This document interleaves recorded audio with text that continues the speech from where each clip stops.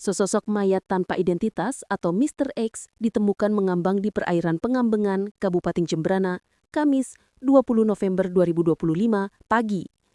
Mayat laki-laki tersebut pertama kali ditemukan oleh seorang nelayan yang sedang pulang mencari ikan. Penemuan mayat ini bermula saat Imron, seorang nelayan, melintas di tengah perairan Pengambengan sekitar pukul 4.30 WITA. Ia melihat tubuh seseorang terapung dan langsung merekam kejadian itu sebelum memberitahu rekannya di darat. Rekan Imron kemudian menghubungi piket jaga Satuan Polairut Polres Jembrana sekitar pukul 5:20 WITA. Setelah menerima laporan, Imron membungkus mayat tersebut menggunakan plastik dan membawanya ke daratan dengan sampan fiberglass miliknya.